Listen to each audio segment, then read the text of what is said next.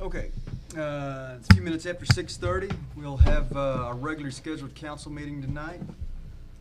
Not a whole lot on the agenda, so we shouldn't take too long. So looking forward to that. Anyway, I'd like to welcome everybody tonight as we canvass the votes and take care of other actions. If everybody would please rise. We'll get started with the Pledge of Allegiance. I pledge allegiance to the flag of the United States of America, and to the republic for which it stands, one nation, under God, indivisible, with liberty and justice for all.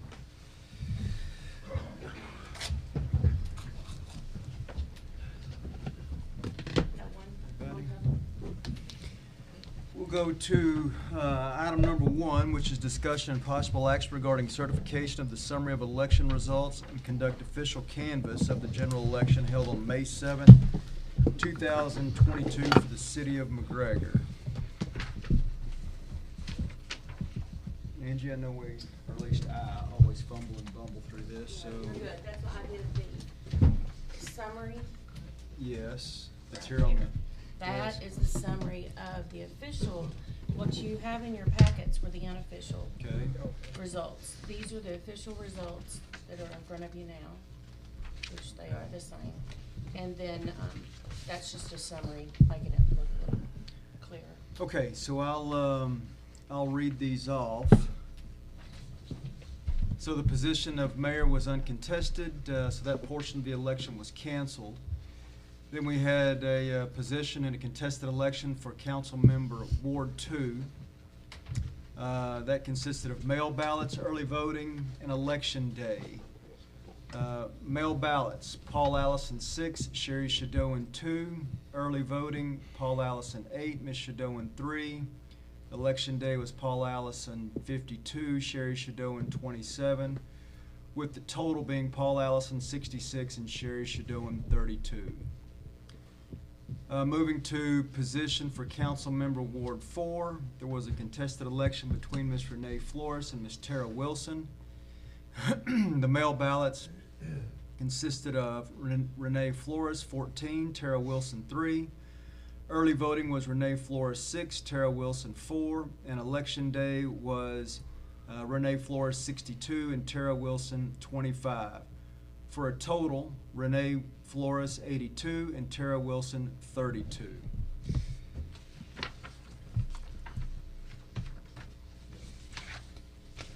Anything else we need to do on that, Angie? We do need a motion, everything. Yep, okay, so That's it.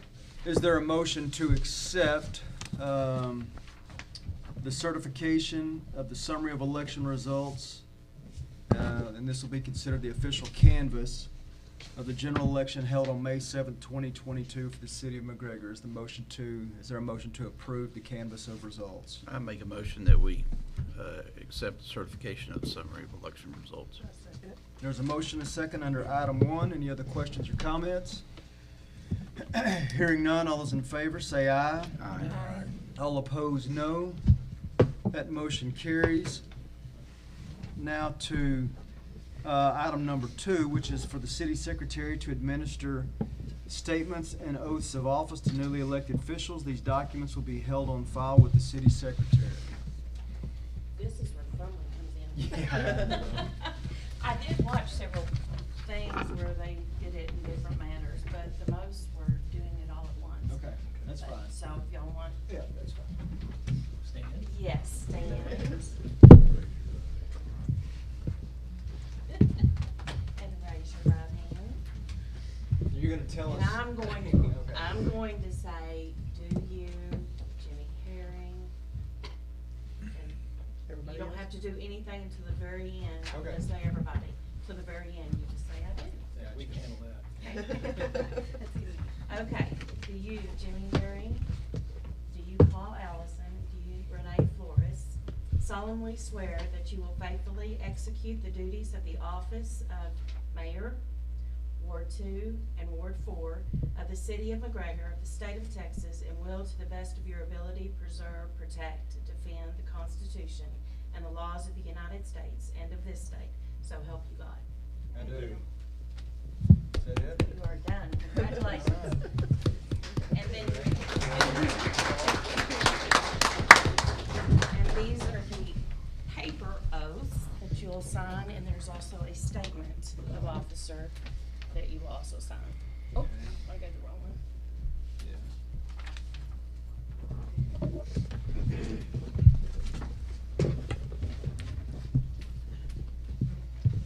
And then the third item. Okay.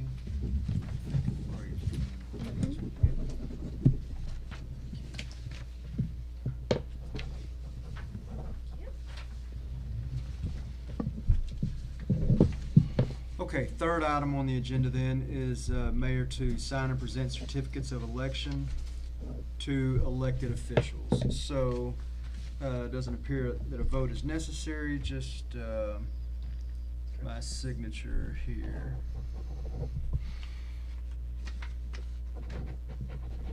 For the office of mayor, office of council member Ward 2. You ever say your own?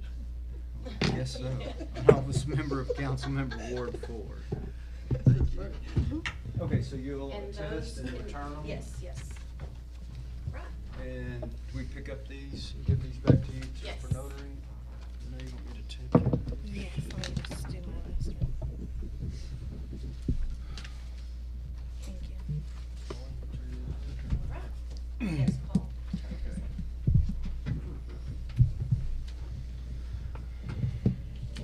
Okay. With that, takes us to item 4, which is discussion and possible action regarding the appointment of Mayor Pro Tem as selected among the members of the council per requirement of the City of McGregor's Home Rule Charter. Currently, that person is Andrew Henderson. He has been serving in that role for, I don't know how many years, Andrew, 6, 8? Something like that. It's normally fallen on the person with tenure, but that's become council, not policy, informal is all it is. And so it is certainly open for discussion if anybody would like to, but as recognized in the agenda, we must do this per our home rule charter. And of course, that person, by its very nature, would serve as mayor in my absence. I think that has come about a handful of times over the past number of years, so. Anyway, any comments about that? I'd like to say, we are open for a nomination. You bet, Yeah. absolutely. I've, over the years, like I said, been several years that I've served as mayor pro tem, and I, served to the best of my ability, and I appreciate the opportunity to serve as the mayor pro tem. Just like Jimmy said, it wasn't exactly where it's supposed to be that way, but basically it kind of went down from where former council, we had Frank Leos, I've been on the council over, 20-something years. Yes. He basically, each time, the council just basically voted him back in as mayor pro tem, and so when he retired, it had been where they basically voted me back each time. I don't know for as how long or whenever, but I feel like the Lord has shown me when it is time for me to step away from the council, and I would hope that someone would, fill this position. But at this time, I would like to make the nomination to Paul Allison as mayor pro tem. And I definitely appreciate the time that I've served as mayor pro tem. But at this time, and I mean, that's is my nomination.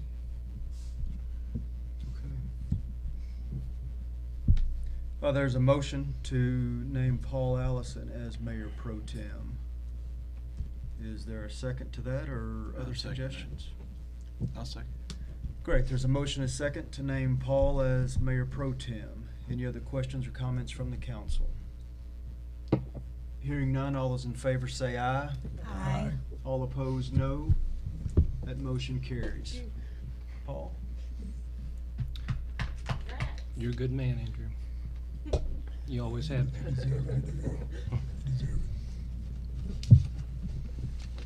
I second that as well. Okay, the consent agenda is up for tonight, as always, and that's simply under item 5A to consider approving minutes of regular council meeting held on April the 11th and a special call meeting on April the 18th. Those minutes were in our packets. Anybody see anything that needed to be questioned or corrected? Angie, thanks for getting those out to us timely. I know sometimes that's difficult to do.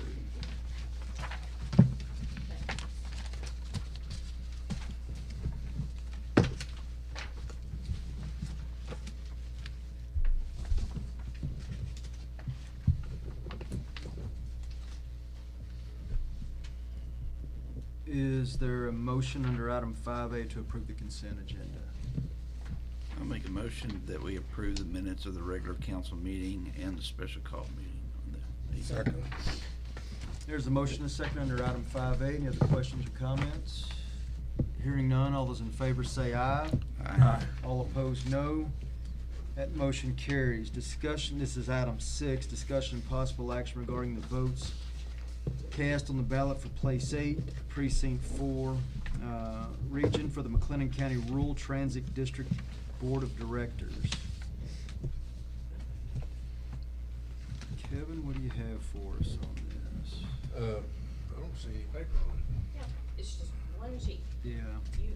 The council had nominated Stephen for that, so now this is the actual ballot vote.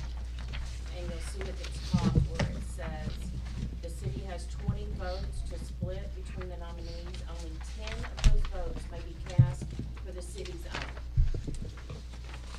You can cast 10 for Stephen, and then you have to cast 10 for somebody else. Yes. And we can do those others. Or you can cast 2 or 3 or 6 or Yeah. however you want. Angie, I'm not sure we do have that in our packet. I didn't. Yeah. It's not mine. Yeah. Uh-oh, did it staple or pulled through? I thought I had seen it, but maybe I didn't. didn't see it. Okay, let me go make a call real quick. See, I wasn't crazy. Oh, I thought you You were. made me feel like I was crazy. I'll let you Okay. use mine, and then I can run y'all a copy. All right, if you good, want good, to. good. Okay, so under Place 8, the city has 20 votes to split between the nominees. Only 10 of those votes may be cast for the city's own nominee. Yeah, I know. So, but let's do this first. I know that Stephen had shown interest. We had discussed casting our votes in that manner, so let's take this first. Is there a motion to cast the maximum we can of 10 votes for Stephen Deutschman? Is there a motion to that effect? Make a motion, we cast 10 votes for Stephen Duke. Second. There's a motion and second regarding those 10 votes. Any other questions or comments? Hearing none, all those in favor say aye. Aye. All opposed, no. That part of the motion carries. From here, we have Hewitt, Charles Turner, and Woodway David Mercer. Obviously, we could cast those ballots for one or divide them in any way that we wanted to, but we've got 10 votes left to be divided between those two, if we choose to divide them. So I guess the question for all of us at this point, does anybody know either of these gentlemen, Charles Turner or David Mercer? Yeah, Kevin, do you have a recommendation? I have no knowledge of either one. James, do you know either one of them? Strategically, Yeah, that's the next question it then. might do best to split your votes evenly between those two. 5 and 5. That will give you the least, gives Stephen the most opportunity to get elected based on what we do. Good strategy. That's the only thing I'm thinking. Yep, good strategy. Divide and conquer, maybe. Well, is there a motion to that effect? 5 for Mr. Turner and 5 for Mr. Mercer. I make a motion to put 5 towards Turner and 5 towards Mercer. Second. There's a motion and a second to cast our ballots as just motioned and seconded. Is there any other questions or comments? Hearing none, all those in favor say aye. Aye. All opposed, no. That motion carries.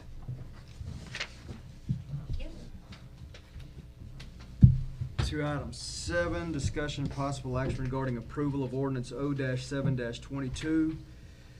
An ordinance of the City of McGregor, Texas, establishing a speed limit along Highway 317 south of Bluebonnet Road, also known as Plant Road, within the city limits of the City of McGregor, and providing for penalties. We are about to begin a major construction project that borders Highway 317 down on the south end. There will be a lot of construction traffic in and out of that entrance. It's a temporary entrance. We're building Judith Road up to the entrance of Knopf on the west side of the lot.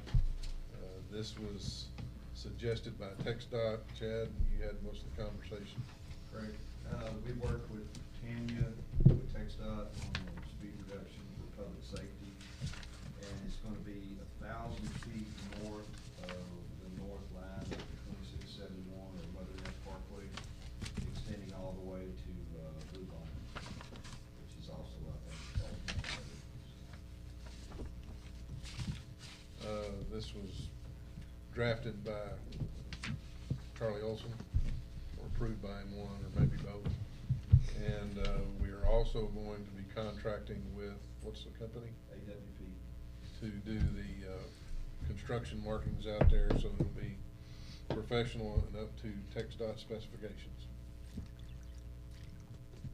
That's it. And was this recommended to us by somebody? How did this come about even? By TxDOT. Okay. Okay.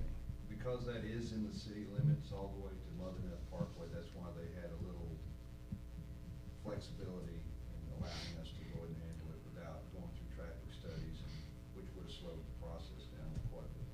And cost a bit of money. Yeah. And is it 70 through there now? 75. 75? Till you get, probably within a mile and a half of town. I think that's when it reduces down to 60. Okay. So this is going up this way? Exact. Well, they lowered it too. I mean, he said he's gonna lower the speed limit, right? Yeah, we're going to 55. 55, yeah.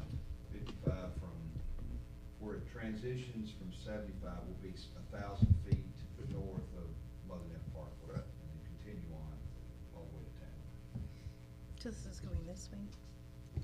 Coming in That from way. north, From Moody. well, from actually being, yeah, south to north, right? Right. Okay.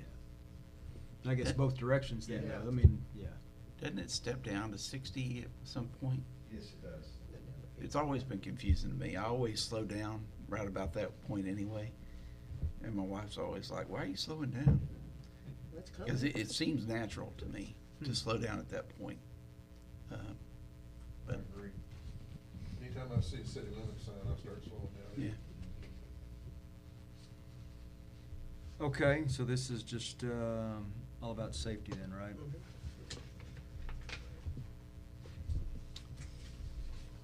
Okay, is there a motion to approve ordinance O-7-22?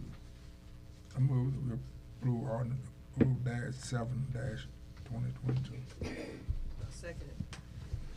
There's a motion, a second, to, under item 7, which is the ordinance O-7-2022. Any other questions or comments? Hearing none, all those in favor say aye. Aye.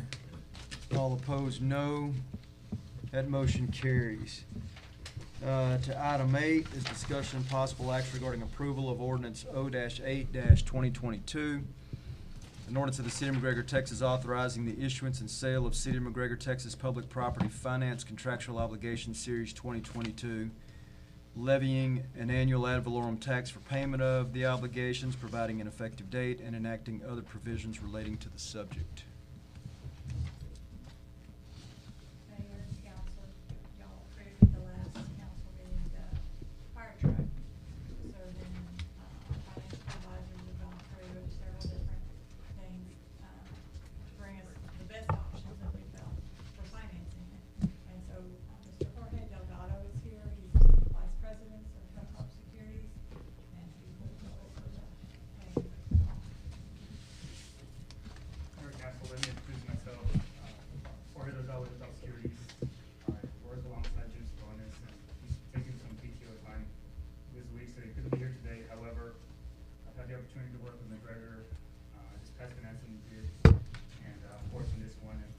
have in front of you today is a bid to fund the fire truck, new fire truck, and I'll get into the details of the plan finance.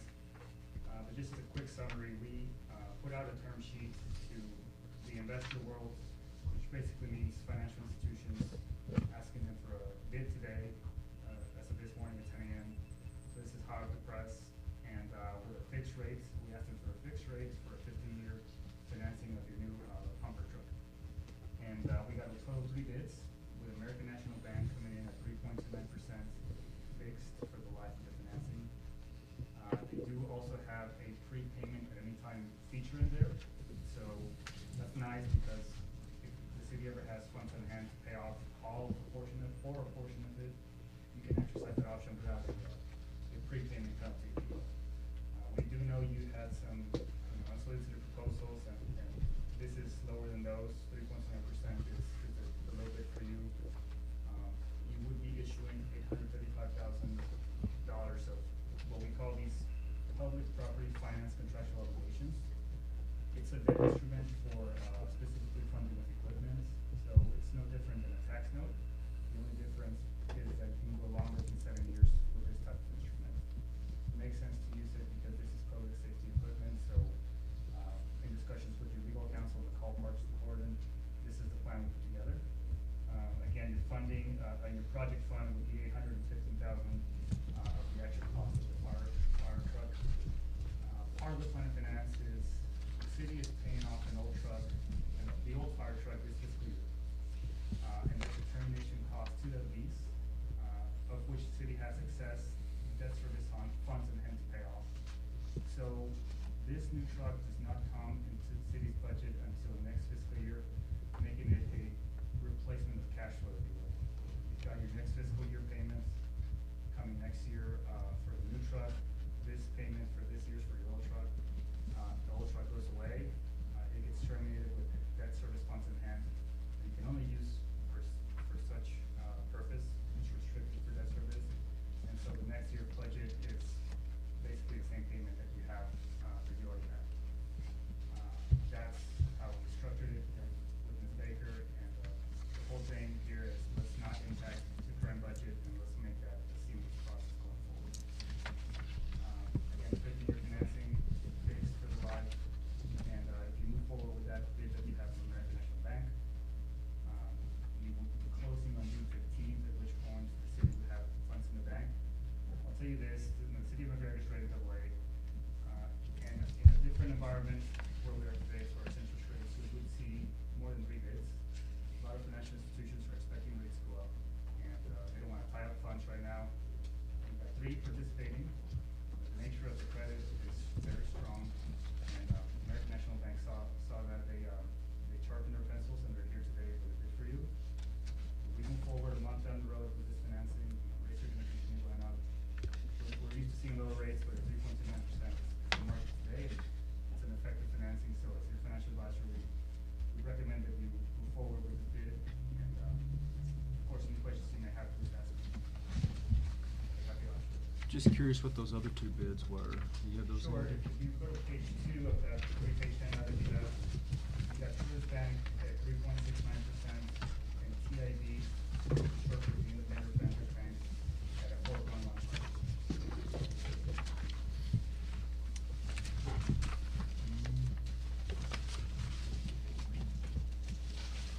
Finally, page 3 of your package there, 3-page package, is final amortization on this financing. It's the new ones that we just got So everybody, that's on the table there, thanks. Okay.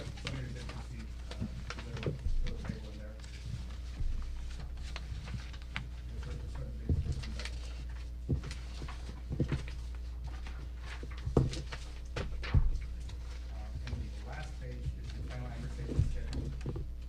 We structured in such a way where the first payment is almost identical to what you have been paying on the old truck, and slowly escalating to a level payment going forward, giving the city enough time to absorb this.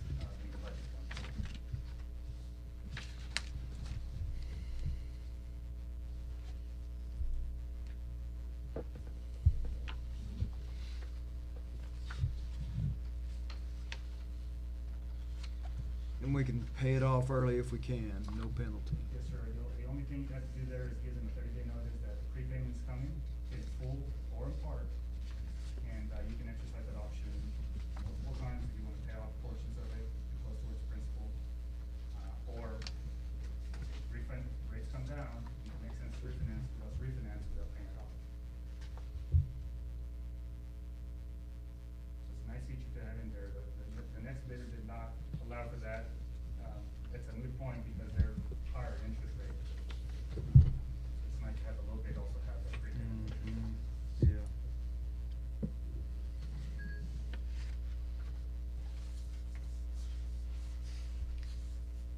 We were gonna be paying off the fire truck that we have now on a lease this next fiscal year anyways, correct? Yes, it was up in 2023, but now we're gonna do it in 2022. Okay.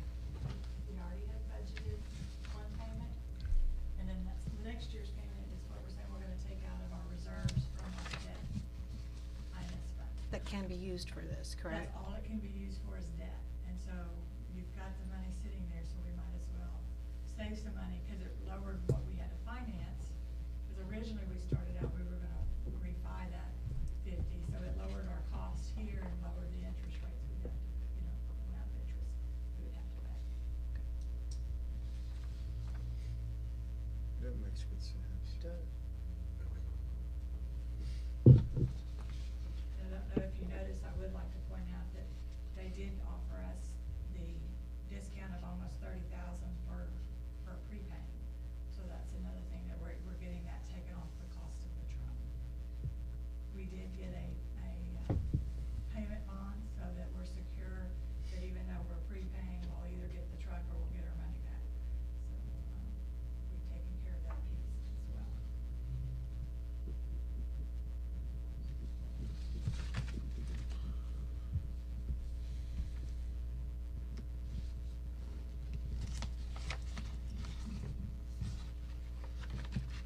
And one other thing that Mr. Delgado didn't point out, but I would like to, is that, it's my understanding that our new attorney that we used on the last bond issue just charged the minimum amount for their fees, and Hilltop waived their fees. Because we've just gone through all getting everything updated for the 22 CO. So they were very gracious and did charges for handling this piece. Yeah, thank you. And I'll speak to Ms. Wilderness as well, that, it was important to us to show commitment to the city of McGregor. We appreciate working with you, and, when we get a Hilltop fee, and it's a minimal legal fee for the call. Yeah, be sure to pass that on to your folks down there as well. Greatly appreciate it. Well, I'm sorry, but Boyd London left. Did that save us that much money? Just asking. You tell Boyd I said that, please.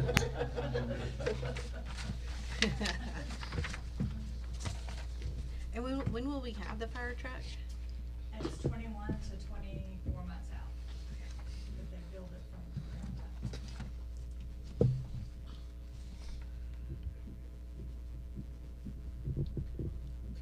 Probably a lot of microchips in that thing. Probably so. Gotta get those chips. Okay, anybody else have any questions for Mr. Delgado or Carolyn? All right, is there a motion under item 8, ordinance 08-2022? Make a motion that we approve ordinance 08-22. Second. There's a motion and a second on item 8 regarding the funding for the fire truck.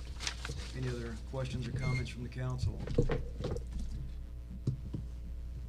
All those in favor say aye. Aye. All opposed, no. And motion carries. Thank you, sir. Appreciate it. Item 9 is discussion and possible action regarding approval of partial closure of 8th Street, which is Northeast 1st Street between Railroad and Garfield.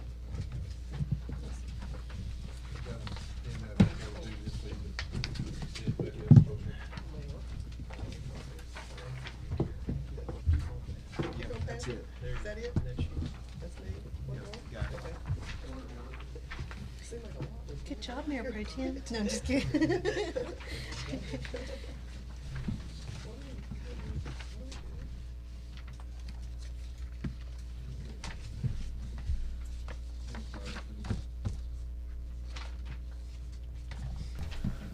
Okay, 3 real quick slides to kind of give you a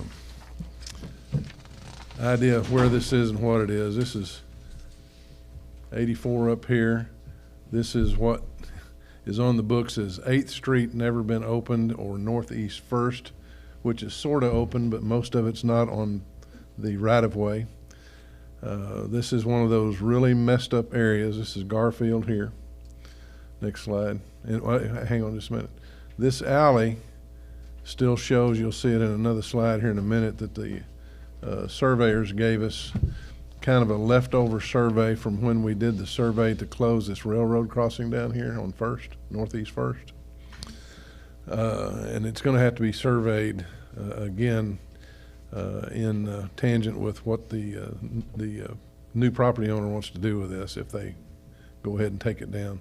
This alleyway is already closed. So hang on, that alley runs parallel to Garfield, right behind the lots. Right, that house sits right on the corner here. Okay. And I've got a slide that'll kind of show some of that in just a minute, but when I tell you this area is messed up, it's really messed up. You talking about from a survey standpoint? From every standpoint you can think of. And I'm just, probably not as much from the survey standpoint, but it is messed up there. Okay, next slide. Okay, this is a survey they had done when we did this railroad crossing. Northeast First comes across here and kind of meanders. You got this big slough right here. That alley, again, is closed, and I'm pretty sure, to be honest, that this 8th Street, 50-foot wide, may have been closed at one time too, and I'll show you why I think that in a minute. However, we can't find anything. Angela found this somewhere, but it had never been filed. Now, yeah, everything was provided, but it was never filed. She took it down and filed it. Now, in the past, some of you remember when you were on here, and we had annexations that had been done and never filed. And we went through a big, long, drawn-out process with the surveyors when we kind of squared up some of the city limits. But this is the 50-foot right-of-way in question right here that I want to talk about. This is Garfield here. Next slide. Now, this is kind of how it looks. This is more or less the property that is being sold, that's under contract. This is the 50-foot right-of-way, as good as I could make it on Google Earth Pro. So understand this is not a survey document, but I set this up so you can see what's going on. If you'll notice, that right-of-way line is right on this building, pretty close to the front of this house. Now, that house was there a long time before this building. The house obviously will be coming down as part of this. But the conventional wisdom, the thinking, the memory is that this was closed, and that's what allowed them to build right on that line. Of course, it was built long enough ago that you didn't have much building inspections going on. Nobody really cared that much. It was very, very loose. As you saw by that plat, nothing was ever replatted. This building is not part of the sale. And go to the next slide. No, yes, go back 2 slides, one more. You see this, how that sticks out here? This is what's on record at the tax office, okay? And so that's another thing that makes me think that that was closed at some point and replatted to reflect this, but I can't prove that. I have no way of proving it. Okay, go to the next slide. If you'll notice, it does not do that here. And this is old survey information, and I just have to think that none of this was ever recorded, along with that building as well. It probably wasn't replatted, but I'm saying probably a lot, and I have nothing to go by. So at the very least, we need to get this fixed. Next slide. We have no use for any of this.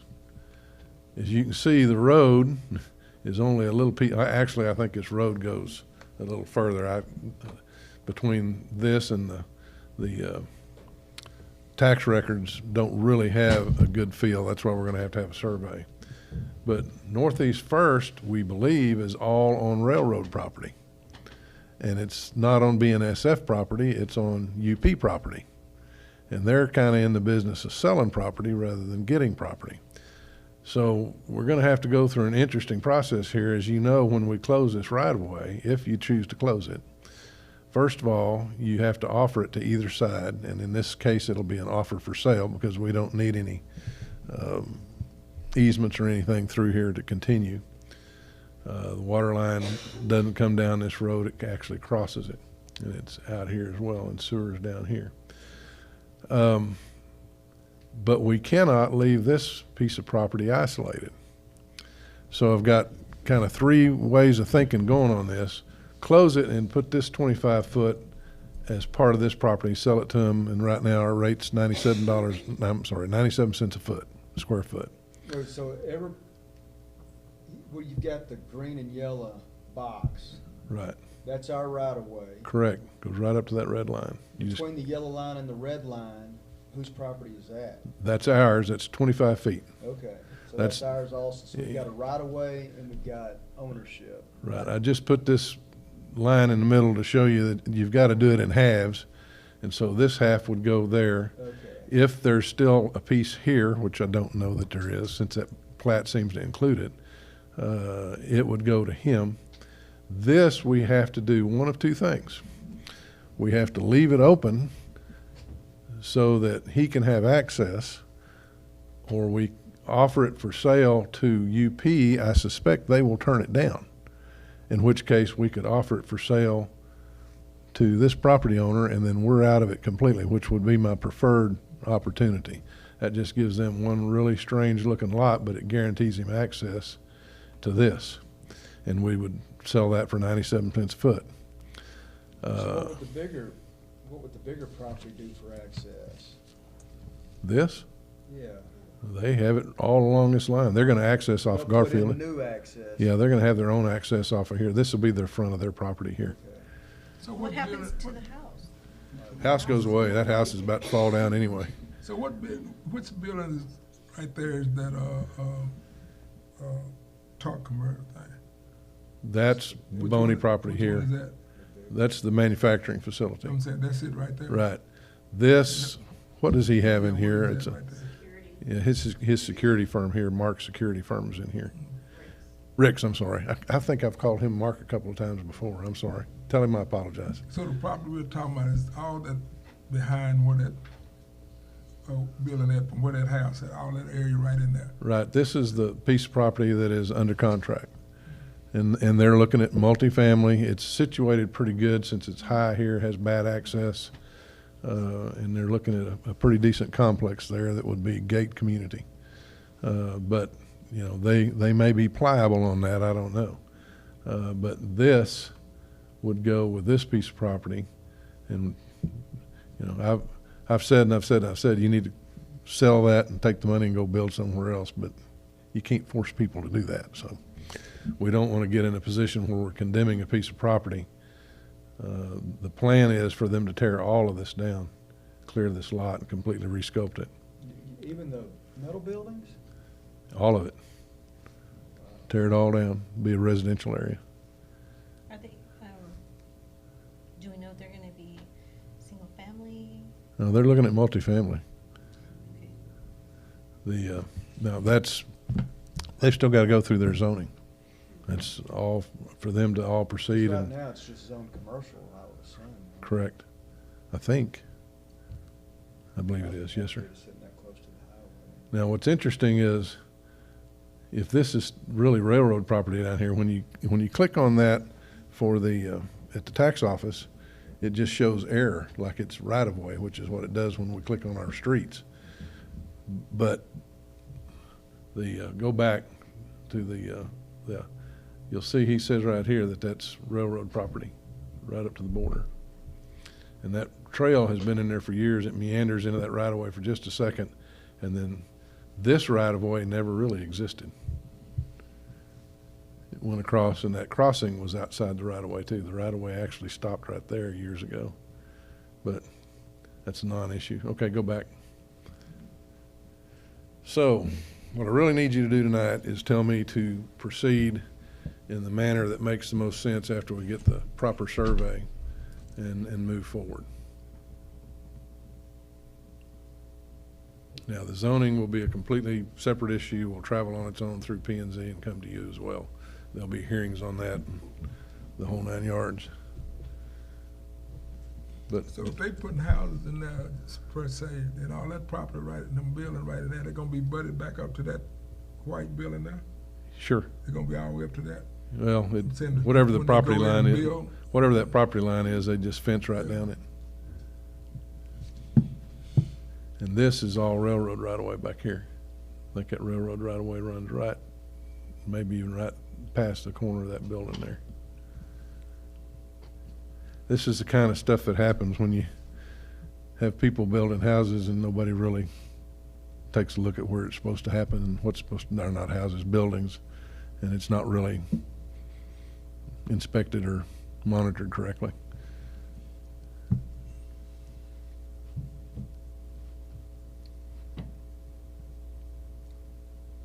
So what are you asking for us? Basically, just to tell me to proceed, and may have to come back to you with, well, we will have to come back to you with the specifics of how it's gonna work out. But the people that are buying this wanna know how this is gonna impact them, and I just need to tell them, yeah, we're willing to close, or no, we're not. That part's, Closed, just meaning our right of way. yeah, we just there. abandoned the right of way. And again, we've got no use for that. Not now, nor will you ever, because that crossing will never be there. The, and this being owned by the railroad, there's no telling what they're ever gonna do with it. And we don't need it for sewer lines, alley. Nothing through there. The water that serves it actually comes across here and will continue to do so. And all this will be served out of Garfield, and then the sewer's actually gonna have to be tied on down here and brought up. And the going rate for us selling property is 97 cents a foot. 97 cents a foot. That's a number I got a little while back from Pascal. Had him establish that. A lot of That's times, Garfield on the right there, right? sir, Where's Garfield? this is Garfield right I'm here. saying coming down. Yeah, they'll come in here. Another thing they're gonna have to do is a traffic impact analysis for TxDOT with this right here, particularly if they do multifamily. Just make sure that multifamily is not as crowded as the other. They were looking at more crowded, and I told them no. Actually, these people are the people who bought the Creekside. And they were doing a very similar one with very similar capacities and densities, and I just said, no, you're gonna have to go south of that. And that's where we're at with them. Also want them to put more design into it. Those work because they're gated, and any good apartment complex is gonna have to be gated, and you need to require that always. However, the design on that one was just pitiful. Looks like we have, and it served a purpose, and it's been rented. They rent them before they get them built.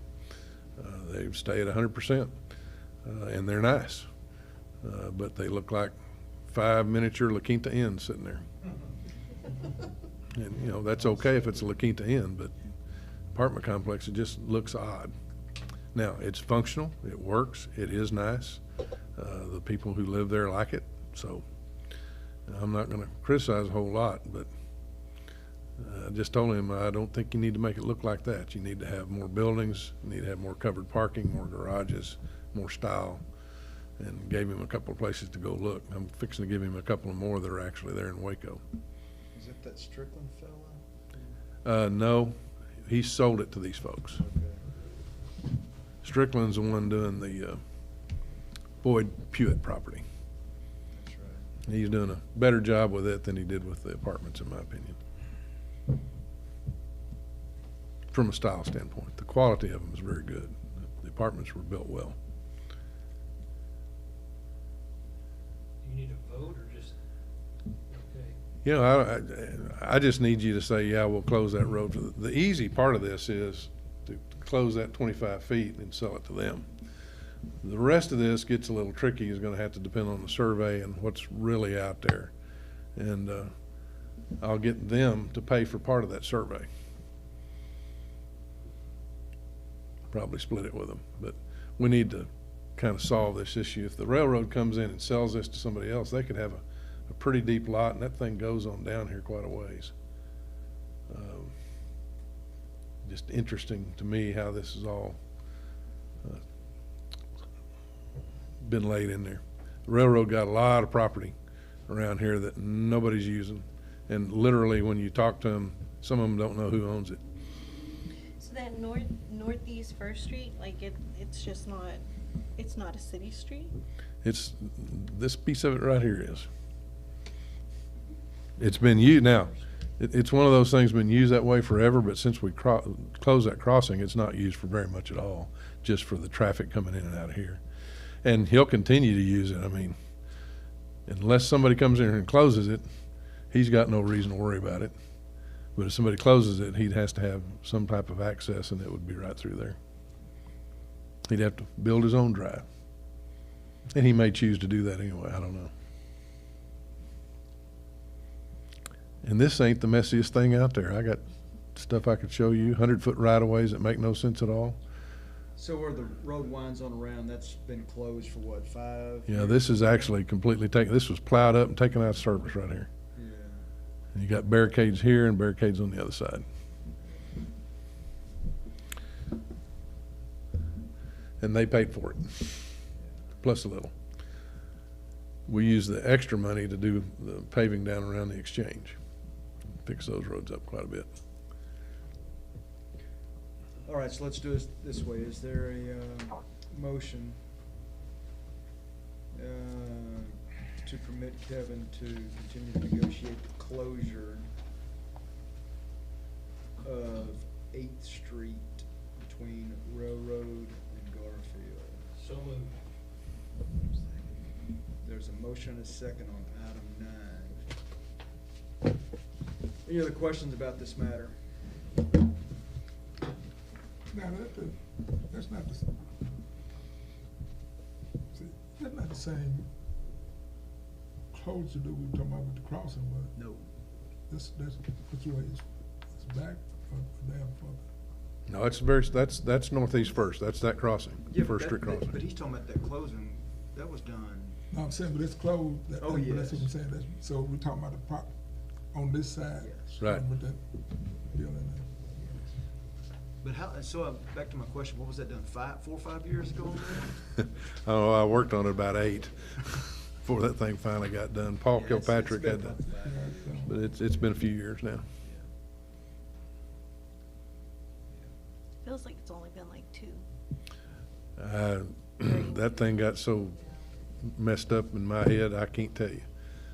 I know they paid us to do it. We had money left over, but it saved them nearly $400,000 because that was going to be a very expensive crossing Yes. that had very little traffic for them to put the crossing bucks on, lighted stuff.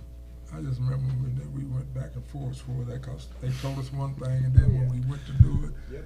about the money part of it, you know, they said we could use it, then they came back and said, no, we couldn't use it for that, That's right. so.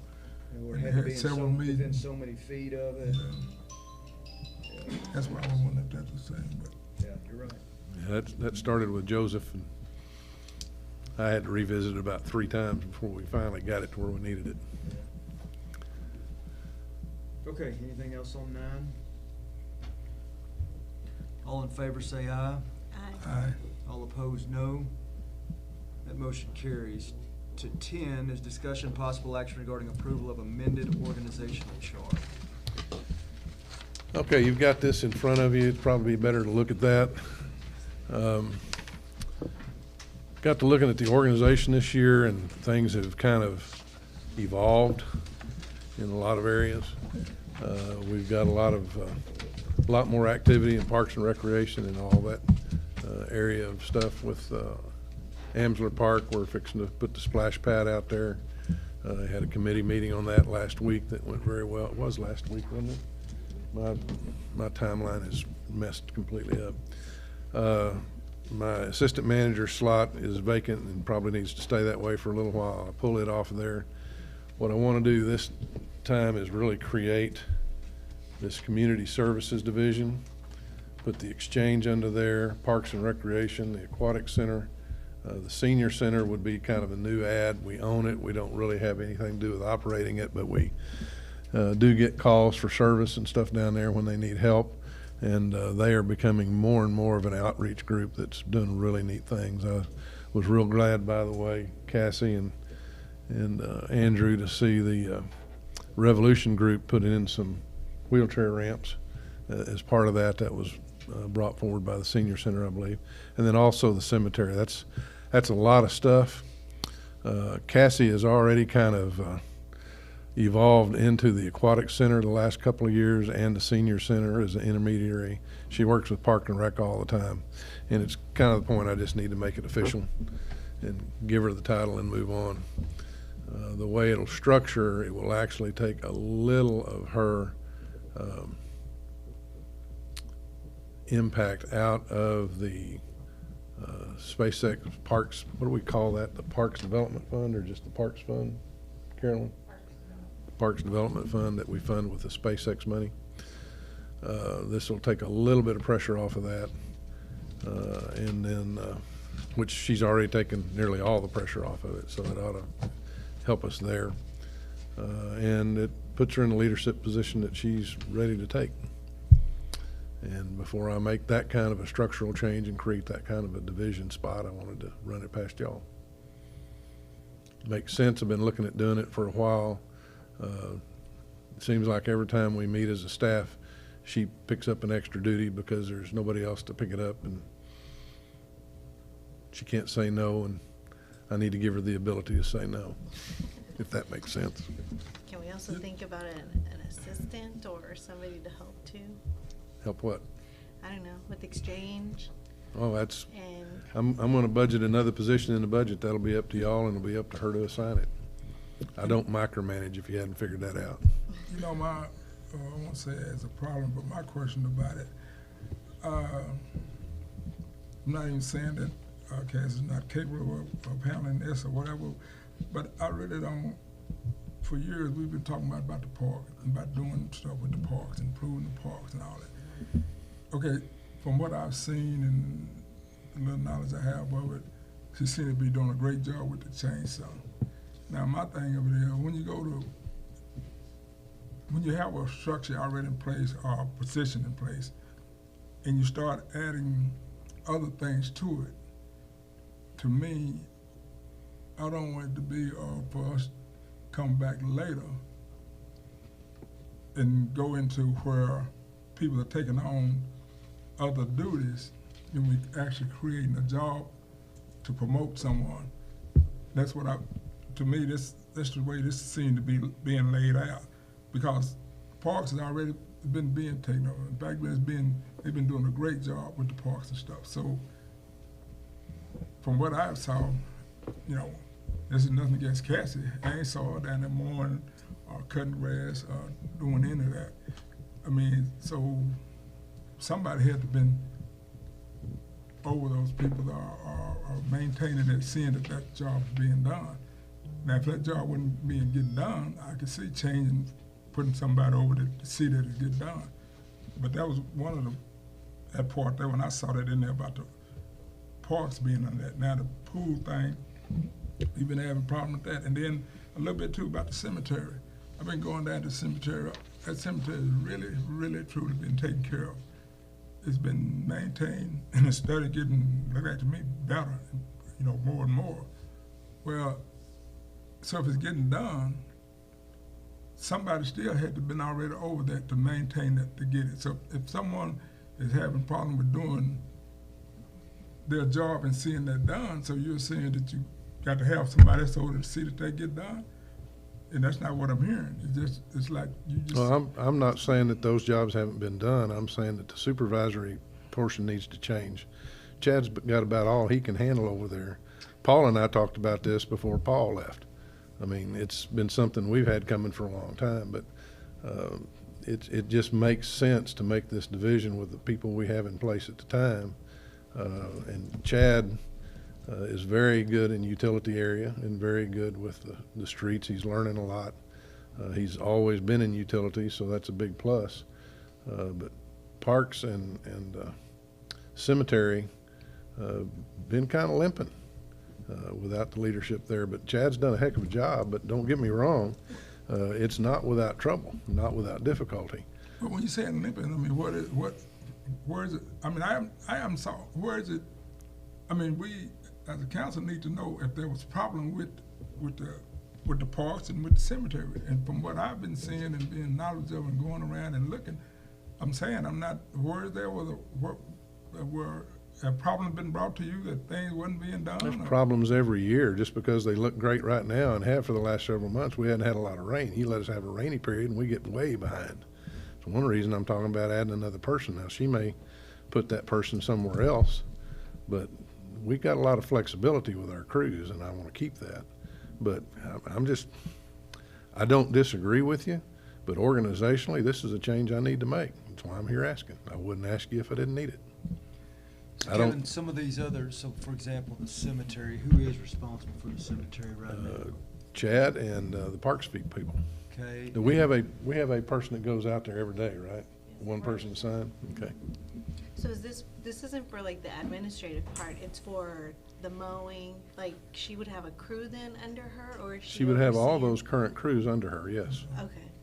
Now, And those she- current crews currently pull off and work with her at the exchange a lot.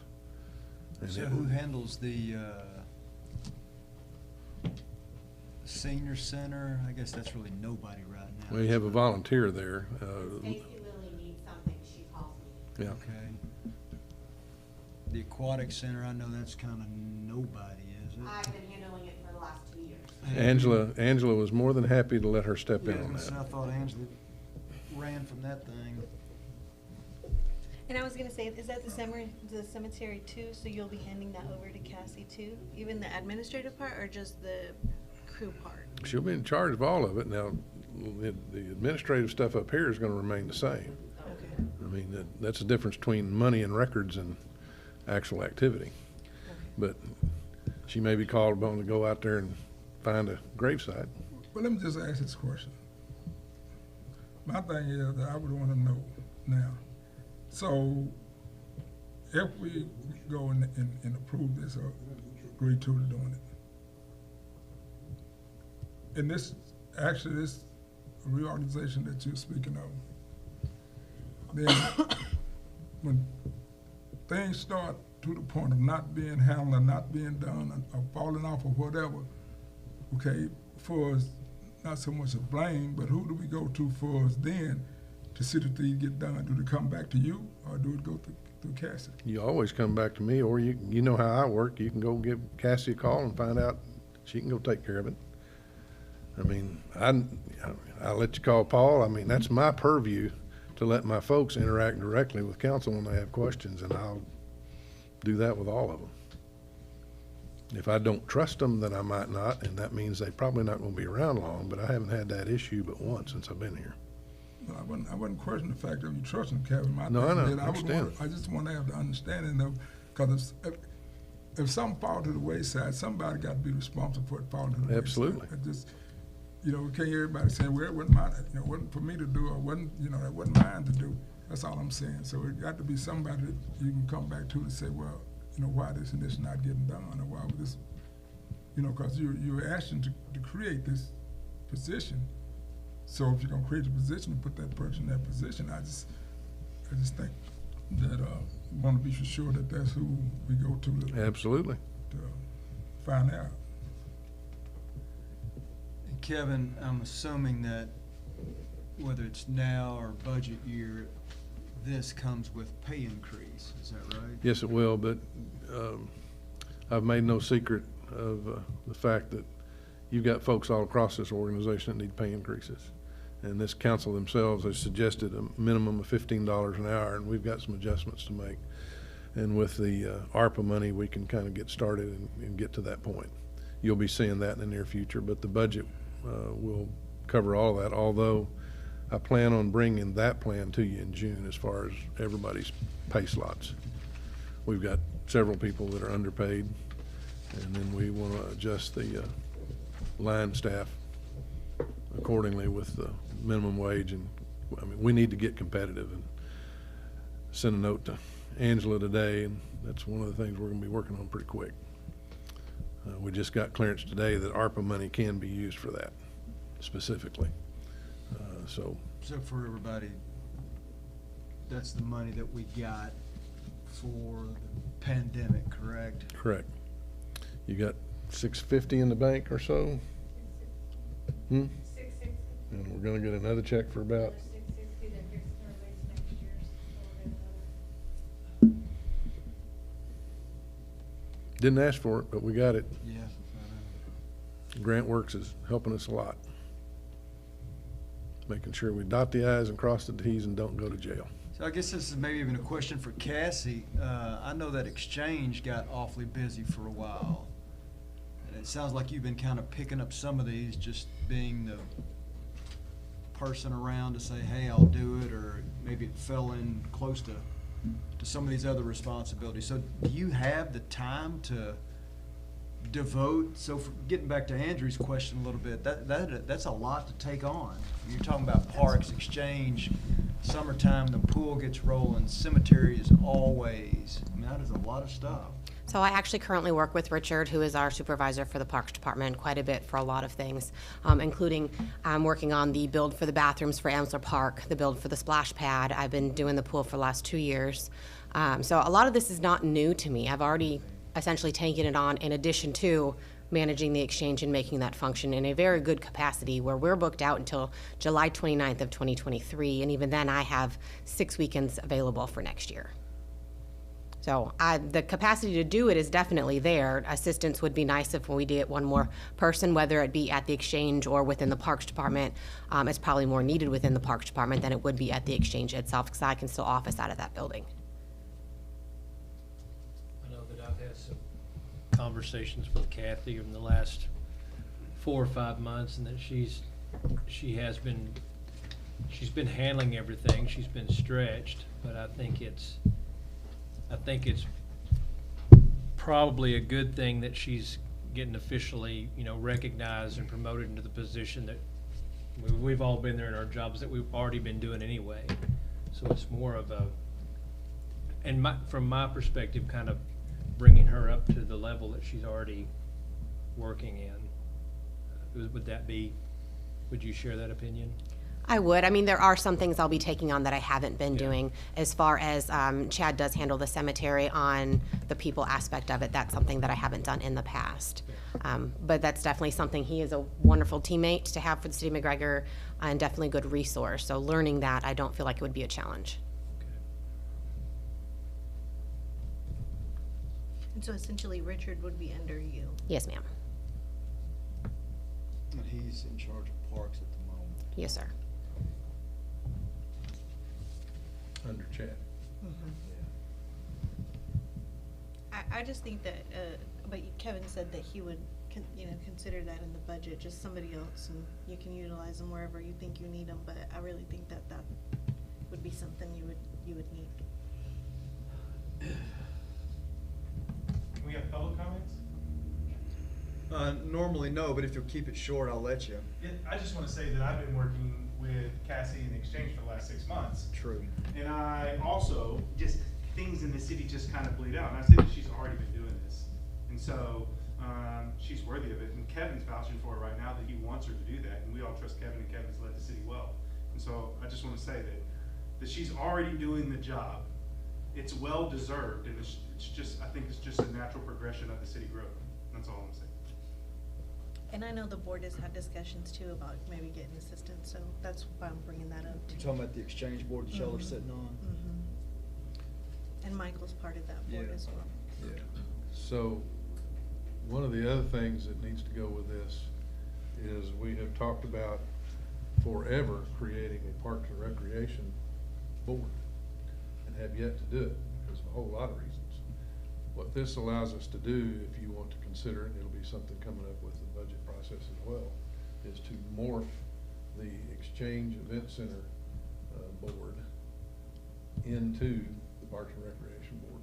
for the events? It would essentially be the Community Services Board. It would handle everything from the exchange to Parks and Recreation, the Aquatic Center, the Senior Center. If they needed something, if we could find a way to assist them or make those different entities under one umbrella much more efficient, it would be best to do it with one board versus with each individual one having multiple. This example of something that needs to happen in Park and Recreation that has nothing to do with mowing is the agreement with the Little League. It's not what they're called, but I'm gonna call it the Little League. The sports group out there with Charlie Williams is way out of date. Needs to be redone, renegotiated, and brought up to what we're currently doing. That's something Cassie has the capability of doing. Essentially, one of the things that the exchange and her ability to run it has shown me is that we're totally underutilizing her capabilities. And I just think that it's time to take that step.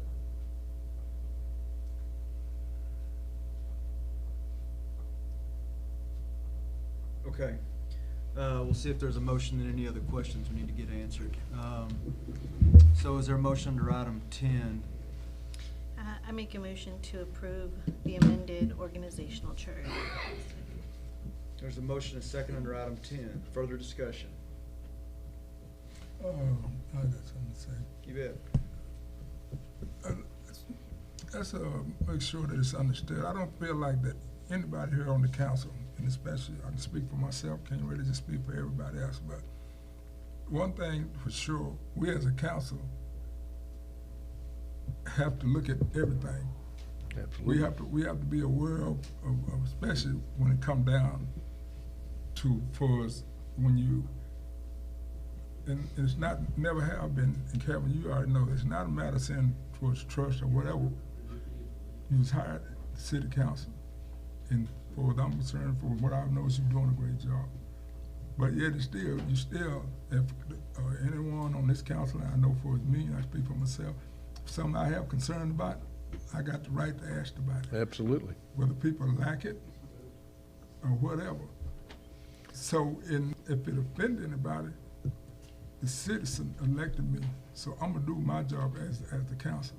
Now, it's not a personal thing, but I think you would want someone up here that if they saw something or felt something about something, and question it. That don't mean that I'm saying that that's not a good thing for Cassie, that she's not gonna do a great job. But if I have some thoughts about it or concern about it, then they should want somebody up here to ask those questions. And you, as a city manager, should be able to answer. That's right. So don't take nothing personal. Don't anybody No. taking it personal, because as long as I'm on this council, I've been that way all these years, I'm gonna still be that way. Now, if people that don't like it that way, then vote me off or whatever. But what I'm saying, you should want somebody up here that gon' not just, in this council here that I know of, have never been no yes person. So all of us have been able to ain't always agreed on things, but we discuss and come back and what's best for the city, and that's what we all up here for. But just because someone questions something or asked about something, that's not saying you're against it or that it's not a good thing or nothing, but we as council have that right, and people should want us to do that. So I agree. I hope no one don't take it nothing personal, because that was kind of my concern, and I was looking at it, and that was two of the things that I pointed out that was kind of a little bit puzzling to me, because I understand. and that's why I was pointing it. It wasn't nothing against No, nobody. sir. The only thing that would offend me is if you had a question and didn't ask. I mean, I want you to ask. This council asked me when you hired me what my communication style was, and it took me a second, and then I said blunt force trauma. And the other thing I said is, if you got something to tell me, please pick up the phone and tell me.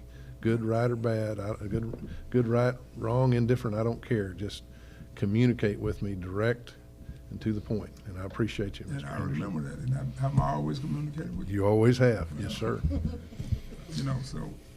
I know, poor Kevin. It kind of sounds like, For me too, no, say for me too, because that's all. That's all I have to say. I always bother him too, but it's okay. All right. We got a motion, a second on 10. Anybody, anything else? I did have one I'm sorry, one thing. So I was looking at the organizational chart, and this is kind of off subject, but is there any way maybe to also have like departments do reports to council? Because I noticed that right now we only have our finance report that we kind of go through, but is that something that maybe we could see or just kind of be aware of? Just something short, but yet kind of give us a view of what happens monthly? Okay, for Public Works and all those, you get that every week in the, on the website. I saw that. Okay, the beyond that, let me think about it. Was thinking about it just the other day, expanding that to all department heads for all I'm just stuff. saying, because like even in our police department, you know, we used to get an update, or I wasn't even on council, but we'd always get an update too, even if it was a weekly update. The newspaper used to do it. And, you know, it would just be nice to kind of see too what our police department is doing. I don't know. It's a thought. Yeah, that's code enforcement. Code enforcement, you know, because people are kind of, you know, talking about that too, and it would just be nice to see what compliance Code enforcement's been busy. we're getting from that too, just so council knows as well what, you know, kind of like he's saying, it's not like we're saying that they're not doing the job, but that we have an idea too, kind of as council, what's kind of going on in each department. Let me visit with staff Wednesday. I have a staff meeting every Wednesday, and we'll kind of see what we can develop. Talk about it a little bit more over the summer. Yeah, and I mean, the airport, we can see that too, kind of in the quarterly report, but, you know, just, I know we're staying pretty booked out there too, and. You don't have any more room. Yeah. The last hangar is fixing to be built, the private hangar. That's great, you know. Till the feds give us more money to extend the taxiway. Got a waiting list, a dozen or more deep. Okay, good idea, thank you. Okay, motion is second. All in favor say aye. Aye. All opposed, no. That motion carries. Thank you. You bet. To item 11, discussion and possible action regarding approval of live stream regular city council meetings. Yes, ma'am. Angie. This is what I had talked to you about, so you see who's running the equipment up there. I can't, I mean, I know how to run it now, but I can't go back there and be up here at the same time. Cassie has to get up and talk, she's not back there running the equipment. If we can know for a fact that it's, would only be on our regular meetings, cause we know that they're most of the time, they're the second Monday of the month, we would be able to schedule better than when we know if we have a, you know, we don't always know when we're gonna have a special call meeting or an emergency meeting. So is there a way where we can just set it where we live stream regular meetings and not emergency or special call, cause we don't have people. Can we do it, except for budget time? What I don't wanna get into is people say, well, you did that or because you took out, you had all these Yes, I budget see what you hearings. mean. And you know that'll happen. Yeah, that's the only thing, because I'm thinking we could wire around that based on your concern, because we normally have that set Yes. into the calendar. Yes. So would it help if we, again, could modify on all these other, Yeah, it's what kind of other just getting- meetings that we have that are special called except for, anything regarding the budget? The subject came up when we were looking at doing, I don't even remember what it was for, but it was a very quick call meeting on one item that was just very, nothing to it. And, so we didn't know what, now that meeting didn't have to come about it, it was extended into another regular meeting. But that's what caused this whole thing to be brought up and be talked about. Talk to Charlie, you can choose to do whatever you want to. You don't have to do any of them, you can do all of them. No, I know it's not a legal requirement of any Yeah. kind. No, But we're just looking for guidance that makes it a little easier to plan on somebody sitting in that chair that knows how to run it. Yeah, and we know that we are live streaming as a courtesy. yes. There's a little more to sitting in that chair and doing this than you think there is. Yeah, there is. And you don't want something just going live and this screen, you're only seeing this. I mean, she's having to sit back there and switch back and forth. And making sure that the mics are picking up. I mean, there's, like you said, there's a lot more to it. And we don't, I don't guess The we, non-button. I don't guess we have to have an answer right now, maybe it's No. something you wanna think about, but And I guess we need it's some guidance. making you aware is if we do have something that comes down to, I don't have anybody to run it, that it just is not gonna Yeah. happen. It just won't be live streamed. But our goal is to have them live streamed. And I think our goal also would be to have only regularly scheduled council meetings as well. Yes, we don't even, Yeah. exactly. But I know that's not The- possible you know, yeah, sometimes. deadlines, things happen where we, have to call. And then what, during, I don't even wanna mention the COVID time. Remember, we had to have those emergency meetings, Yeah, and they only lasted, what, 5 minutes? Yeah. If that. That's bringing a person in just to put something up on live streaming. Can you just Wouldn't it agree to probably do do the that? best we can and? Yes, and then I there's just gonna want be y'all some to be days, aware yeah, that, yes, that's It's what just not we're gonna- dealing with. We're not gonna pull it off every once in Yes. a while. Is there a way to maybe give you a computer too on those crazy days, or maybe you can also? I mean, Do it literally, here. it takes that whole, that keyboard. The way that it works is it actually runs through this wall right here, and Yes. everything comes out of the porcher at the back of the room. So it takes the laptop, the extra screen, and our mini extreme, which is our 8-term program that runs everything. yeah, maybe we didn't recognize how much it was. No, and I don't wanna be over here shuffling papers and trying to Yeah, do no. that live stream because that's intimidating. Well, I mean, or even worst case scenario, could we just, I know you wouldn't want to cause you'd wanna show, but even if it's just counsel in the conversation.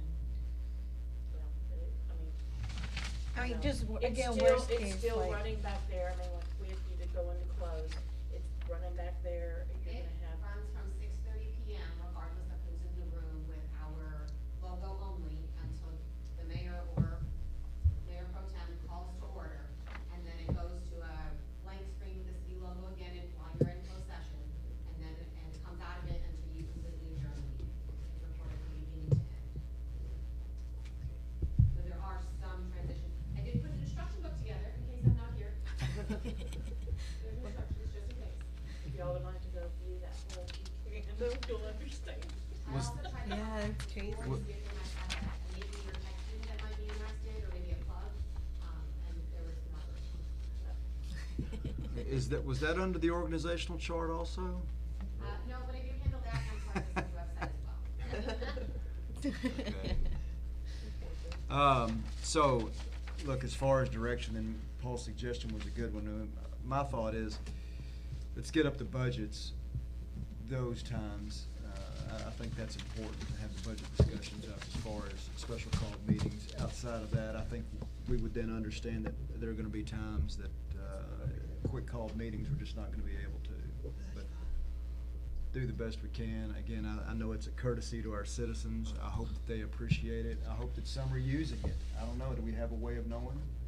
We do, I can tell you, we've had 20 views on and off since this meeting began, only 2 have stayed on longer than 13 minutes. Okay. Okay, well, It must be boring. yeah. That number's up. Hey, but Yeah. some of them, even after the fact, go up to like, what, 200 views maybe? Yes, you can go back and view it later on our YouTube page. Right. Yeah. Okay, no action to take there. That's me going back and watching it for the minutes as well. Yeah. Just so you know. It captures everything. Carolyn, let's move to, item 12. Receive the financials as of March 31st, 2022, and quarterly investment report.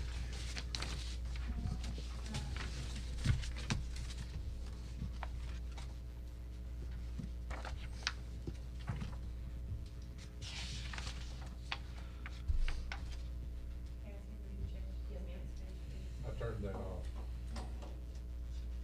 Switch on the side. Sorry. All right, March represents 50% of our fiscal year.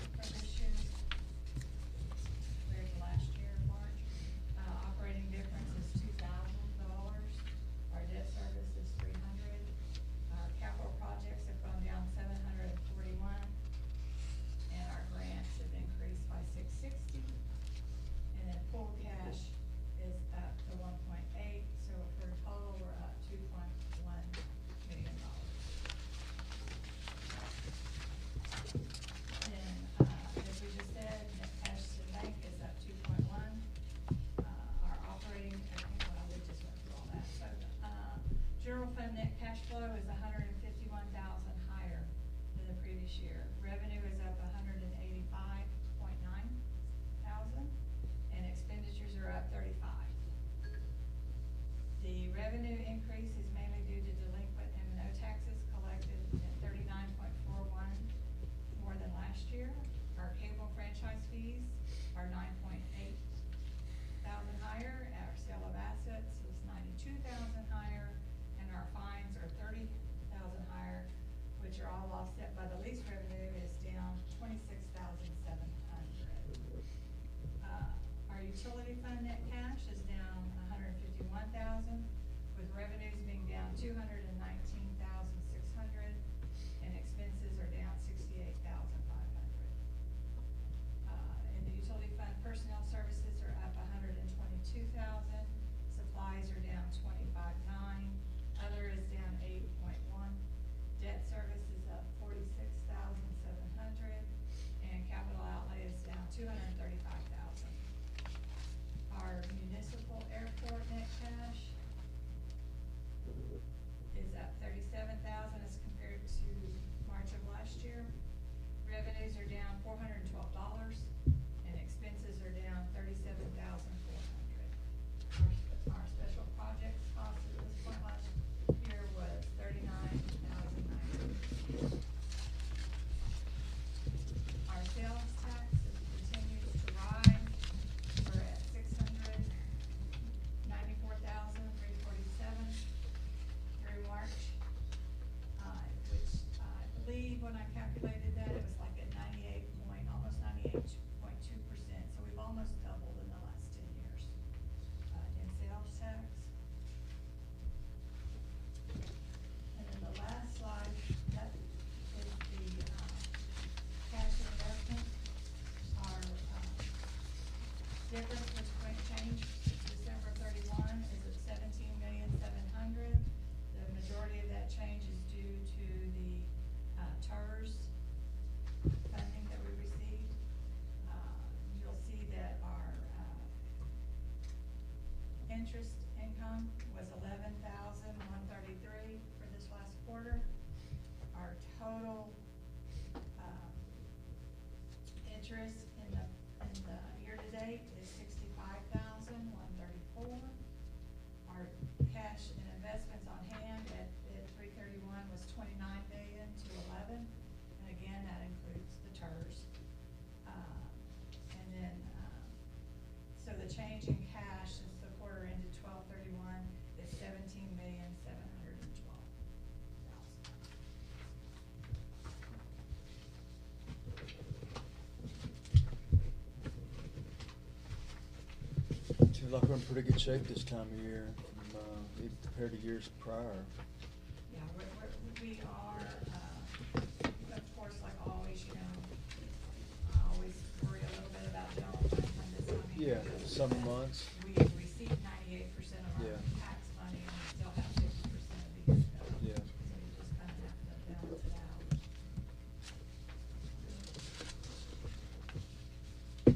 All right, anybody have any questions about the financials we just heard? All right, Carolyn, thank you. Kevin, we closing a meeting tonight? Very quickly. Okay.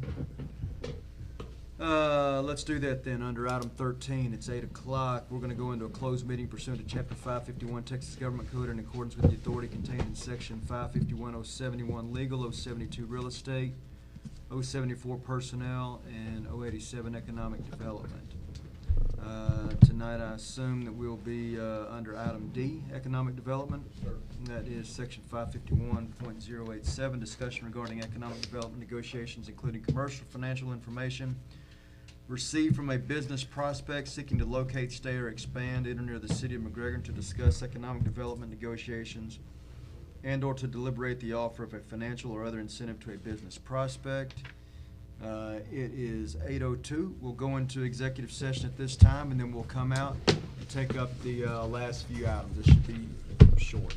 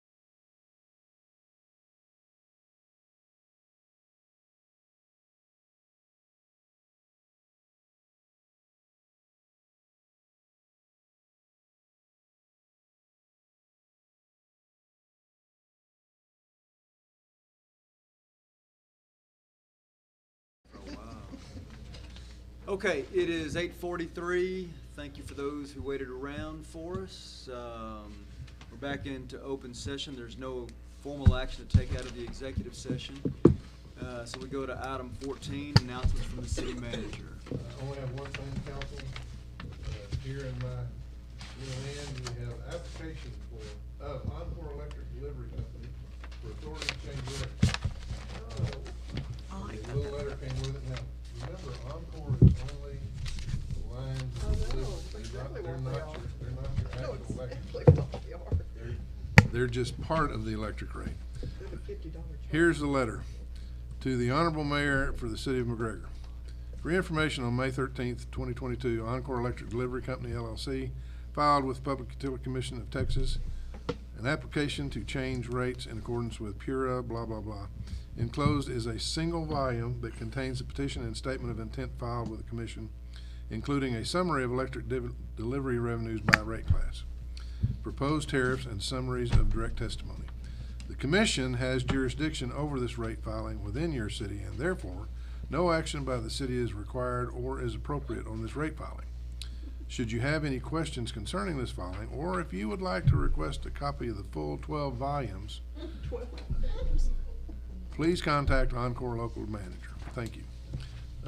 I tell you that, tell you this, I called Charlie and I said, you know, they tell me that it's not required or appropriate for us to get involved. Is that true? And he says, yes, the cities have no authority any longer since deregulation. That the authority we had was over the rate structure of the overall rate, like when it was Texas Power and Light. But now that it's the way it is, the PUC has the only authority over the structure of rates for the delivery system. So I give you that. So how much is it going up? I guess that's the first of 12 volumes. I got that this afternoon. I hadn't had a chance to open it yet. Anything else?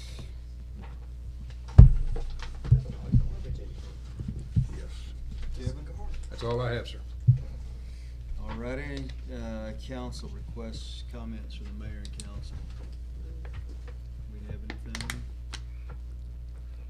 I know we touched on this. I think we all got the email from Michael about the parking issue. That's something we need to take up again.